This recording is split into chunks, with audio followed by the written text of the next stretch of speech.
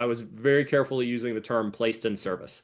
And I think this is going to replace FEOC as the term that we all say a whole lot and no one fully knows what it means for the next 18 months. So the placed in service is not a solar definition. It is an accounting definition. It is an IRS definition. Its technical definition is when depreciation starts or when the property is placed in a condition or state of readiness and availability for a specifically designed function.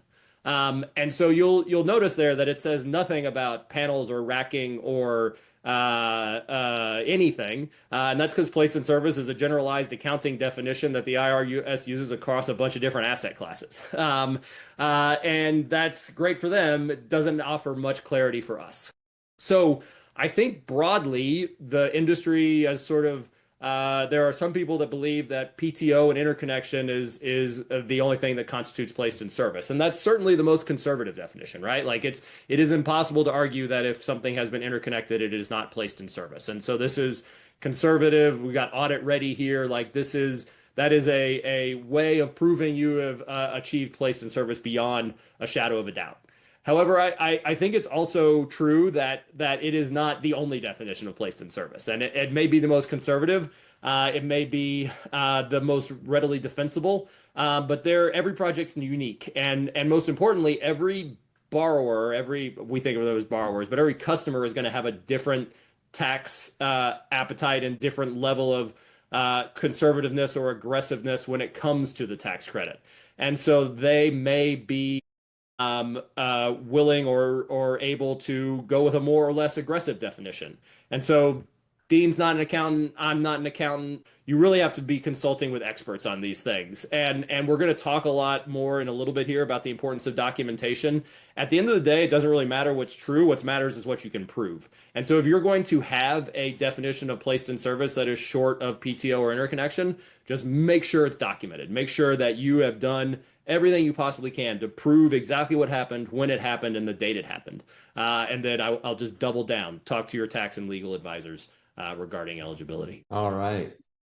Yeah, so I took a survey on LinkedIn and what does it mean to be placed in service? And we got two different opinions on this. 56% said testable and can energize, and 43% said that it would be PTO interconnected. So it all depends on the comfortableness of that borrower or the site owner or the municipality, whatever's happening here, and making sure that you talk to tax professionals.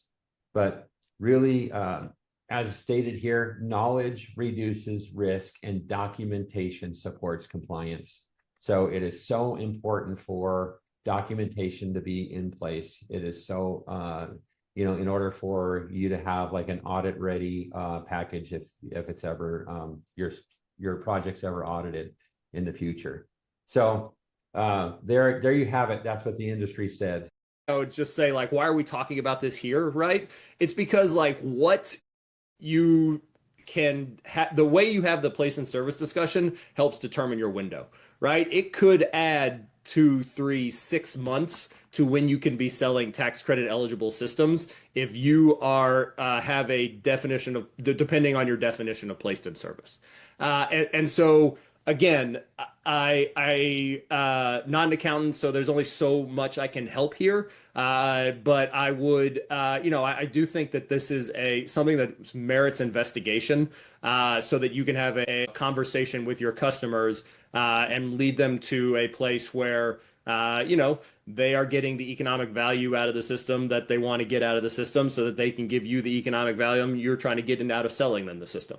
And that's why this part of this section is here, is that this can have a really big impact on how big that window is of tax credit eligibility in terms of sales.